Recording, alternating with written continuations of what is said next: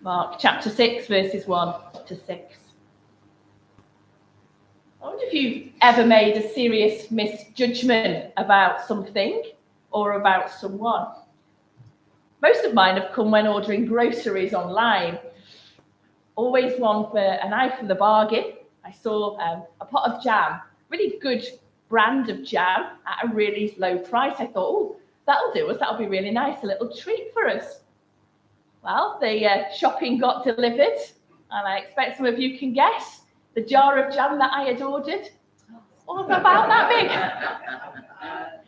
Probably wouldn't even do one scone, let alone feed a family of 5. Oops.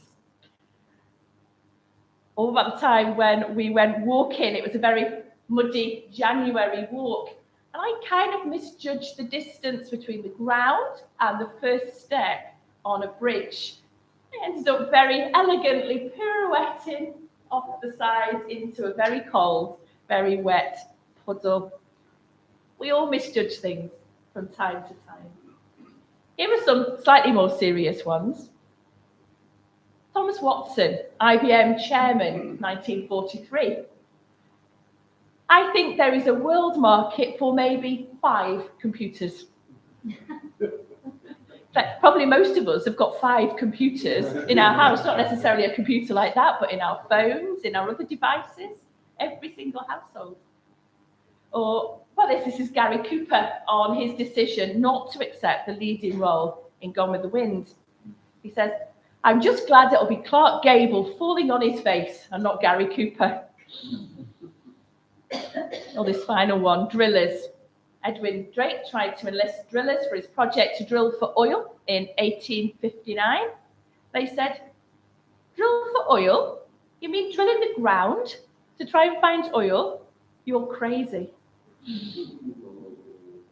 So, pretty serious misjudgments. But none of them are as serious as the misjudgment we see today in our passage from Mark. Now, Jesus had just healed the woman with the issue of blood. He'd raised Jairus' daughter, and now it was time to go home for a little while. And it can be really good to go home, can't it? We love to have a good catch-up when we go home, see people we've not seen for years, sometimes decades, depending on how long it is since we've been back. I don't suppose people in Jesus' day were any different.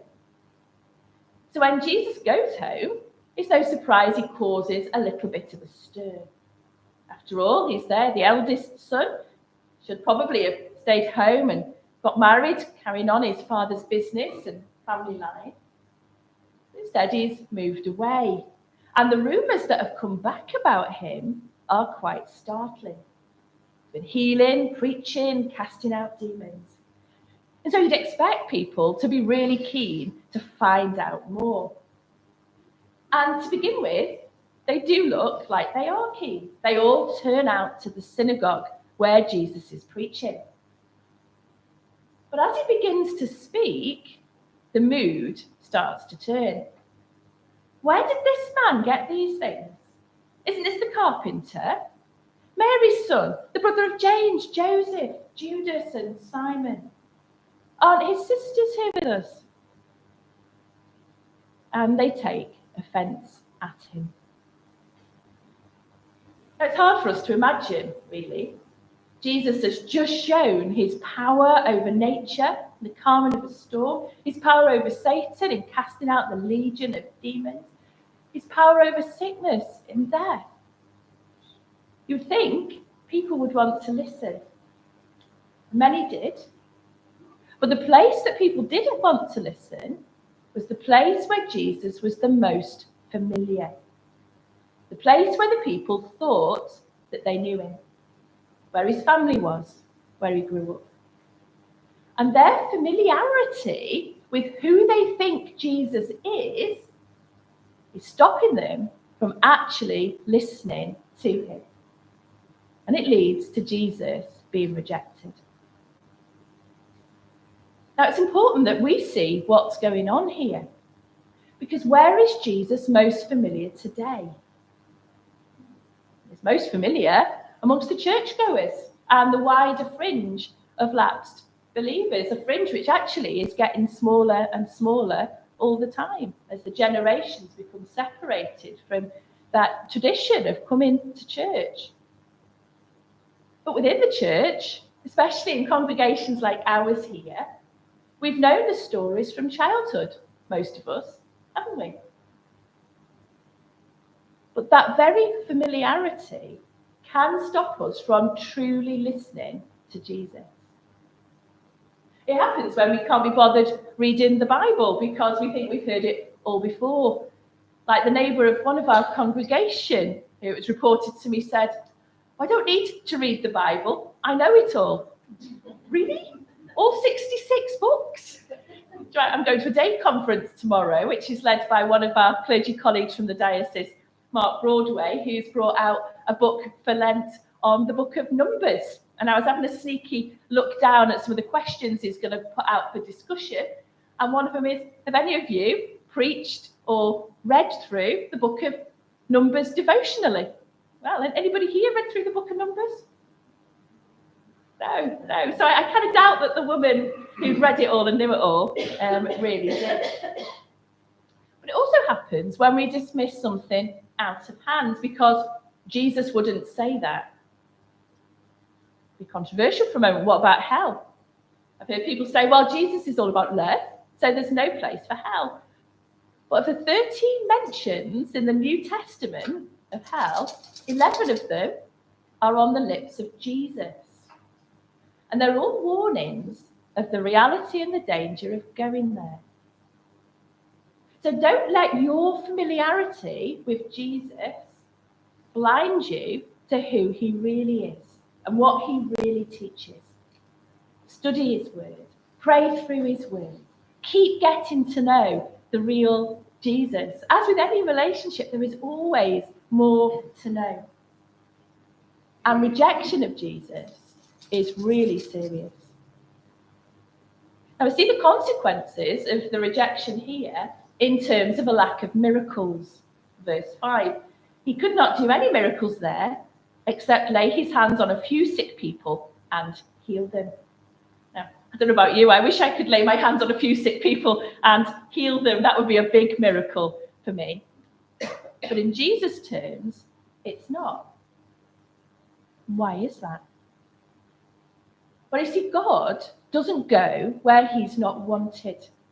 It isn't that Jesus needs our faith in order to kind of power him up to do a miracle.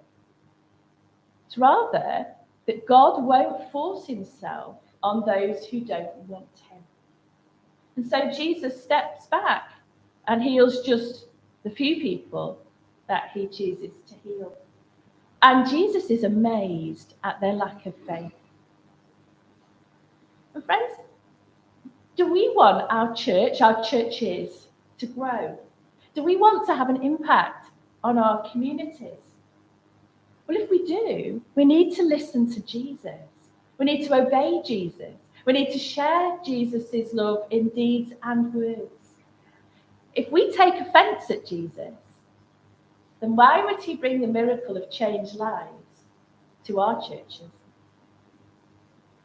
Of course, there is an even more serious consequence of rejecting Jesus, however benignly it's done.